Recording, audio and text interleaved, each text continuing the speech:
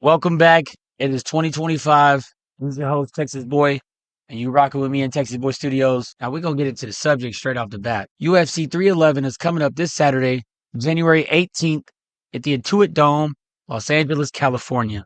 Now, as by now you guys know that I'm a very, very heavy MMA lover. But on this channel, we are going to be talking about all topics of combat sports, including boxing, MMA, BKFC, jiu-jitsu competitions, and also wrestling.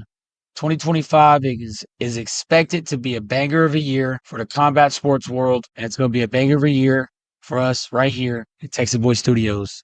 Now, this Saturday, we got 2 titles on the line, a banger main card with 5 epic fights. Now, Islam is reigning the lightweight division.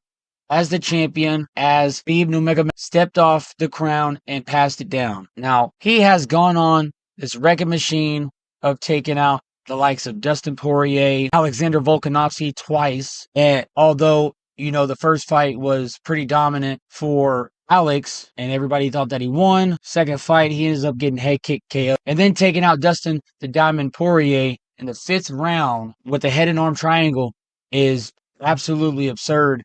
And now he's going into his, believe, 4th title defense against Arman. Now, this guy trains in the mountains of Russia, just like Islam does. So there's no difference in what's going on here. These guys are 2 top wrestlers. They met 5 years ago. So this is one hell of an epic rematch that we got going this Saturday night. And the crown, it's all for the marbles, for the jewels. Now, if somehow Arman Tsarukyan can get past Islam, we already know.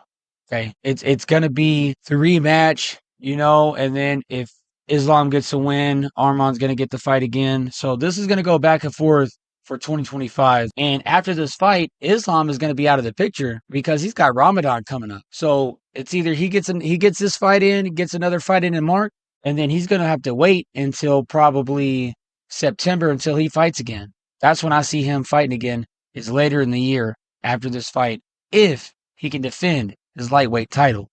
Arman Tsarukyan, he gets this title win. Not only will he get his rematch win, victory Islam, but he will be the most dominant force in the lightweight division, taking out Islam, which nobody has yet to do, except Islam lost one time. Obviously, they're calling it a fluke.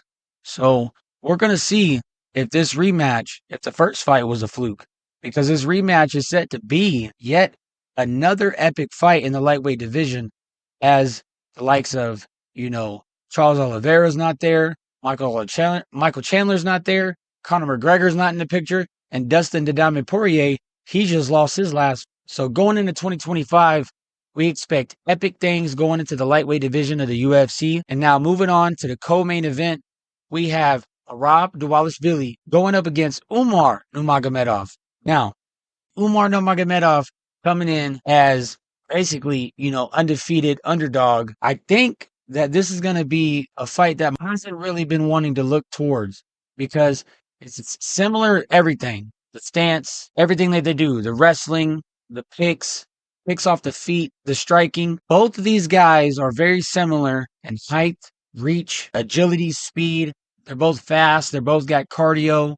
There's nothing that's very different except the record. You got Merab coming in 18-4, and then you got Nurmagomedov coming in at 18-0. Now, with these 2 guys coming in with all similarities, it's just Merab's got 4 defeats, but with those defeats, he's got 4 more fights on his professional career than Umar does. And what does that mean?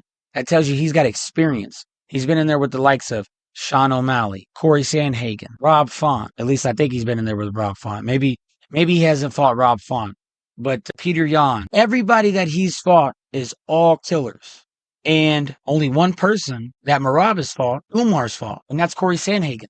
And Corey is just a striker. Though he's coming in with more wrestling skills, he's a tall, lanky, skinny striker, and that's just what he is. These 2 guys are short, dominant T-Rex arm wrestlers that are just looking to take you down, smother you, and just ground and pound you out if they can. So Merab just came off a win against Sean O'Malley. That tell you he knows how to take down a tall and skinny striker, just like Umar did with Corey Sandhagen. But the only difference is that Merab's got a gas tank. His tank is gas. Like, there's no stopping this guy. He's a machine. This guy's talking about, I have sex and then I go run 3 miles. Like, bro, nobody's doing that except you. So I'm excited to see this co-main event. Not only is it a title fight in the bantamweight division, and then we get to see who's going to cook up next for the contenders matchup, which obviously I think it should be Corey Sandhagen, Sean O'Malley. That's what everybody wants. Everybody wants to see the striker specialist matchup. We need that next to figure out who is the number one contender, because Sean is technically dropping down from champion. What? Probably number 2 spot because Umar took number 1 or whatever the may have you case is. But this fight is going to be epic, and I can't wait to see what comes after it. I can't wait for the other 3 fights because the next 3 fights are bangers. Now, we're going to skip the order a little bit, and we're going to talk about the first fight on the main card right now. I know we switched it. We're going to skip down, talk about the first fight. We got Kevin Holland versus D. Ritter. Now, D. Ritter is coming in as a kickbox specialist trying to learn how to navigate through the waters of MMA. And he's in a high-profile, top-tier organization as a UFC. Now, if somehow he can manage to get past Kevin Holland, I suspect they're going to float him up there and put him in there with the deep sharks at the top 5 at a middleweight division.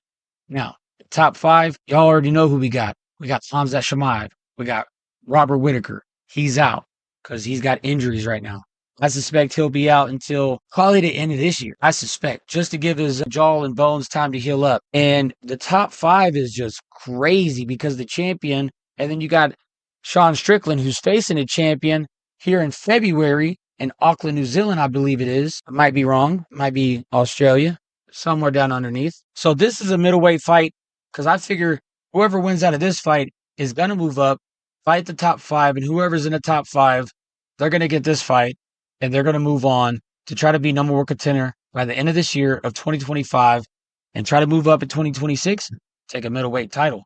Now, this fight is on the main card for a reason. It is not the first fight of the year on the main card with the first fight on the main card for no reason. There is a reason behind this fight, and I just want to bring that to your attention so you understand about the magnificence of each one of these fights coming in to Saturday night's card of UFC 311. Now, moving on to the second fight of the night, we got Il Bruce, and he's going up against Morikano.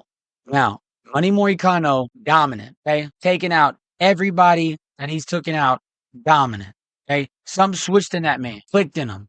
And then all of a sudden, he just came out into the top lightweight division like a Charles Dubrox Oliveira. At first, he was winning decisions, losing fights, doing this, doing that. And then all of a sudden, he starts finishing people left and right. This guy is crazy. Like, I know how, but if you're wondering in your mind, how can you be losing decisions, winning decisions, and having these kind of fun fights, but they're boring a little bit. And then all of a sudden, bam, you get a switch in you. And then all of a sudden, you're just going off the hinges, winning fights, finishing people, like, and making it fun, talking shit on the mic. Like, let's just be frank. That's what Money Moicano is doing. He is making the lightweight division exciting like Conor McGregor. Rest exciting. Like these guys, those guys are on their end. Money Moy, he's coming in and he's only so much older. So, you know, he's not really worried about the title, but I think if he defeats Beneil Dariush, he's knocking on the door. And he might be next after this fight. And then we got the third fight on the main card that we haven't talked about yet. And we're moving through these fights a little bit. So I just want to give you the overlook and layout of each fight and what they actually mean. Now, this third fight is going into the light heavyweight division. And we got Yuri Prohaska going up against Jamal Hill. He's only 12 and he's coming off of a loss against Alex Pereira. Now, you can say he got caught. We can say all the whims and but the facts are he got knocked out and he lost that title fight. Alex Pereira is a beast. But this fight right here is going to figure out who is going to fight next for the title, because obviously Magomed Ankalaev should have the next title fight against Alex Pereira. But Yuri Prohaska, he's lost 2 fights against Alex Pereira. So this would be the trilogy match right here. And kind of his last one, if you ask me. I'm just giving you the personal aspect of it and the business side of it. It's going to be his last shot. And Jamal Hill needs to pick it up. He needs to pick up the pace because Out of everybody in the light heavyweight division, he is the least experienced. If you go through and let's just take Yuri Prohaska, for example. He is 30-5-1. Okay, that's 30 wins, 5 losses, 1 no contest. Jamal Hill's got a no contest, or I think that's a 1 draw for Yuri Prohaska. And then Jamal Hill's only 12-2. That's 14 fights. This man's he's got 30 fucking wins. Now, it's just crazy how unmatched they are, but they're still both the top tier light heavyweight division. And it's going to be a must-see match because this fight determines who fights next. One of these guys is going to fight next, and it's going to be for the title. And we're going to see if Jamal Hill can pick his slack up. Jamal Hill is slacking. He is really slacking. He's going off, worried about Alex Bejeda, worried about his loss. Take it on the chin, move on. You got a fight coming up this Saturday, and that's all you need to be worried about. Your strength, your stamina, and your conditioning, and getting there and getting the job done. I can't wait for each and every single one of these fights because it's going to be action-packed. And not only do we got this main card, but we got an epic undercard. And like everything is just crazy how it's all planning out for 2025 to start. And in 2025 to start, it's going to be explosions. It's going to be fireworks just like the beginning of the year. Now, if you're rocking with the best and the best is blessed, Texas Boy is here. This is the studios, Texas Boy Studios, and I'm out. Peace.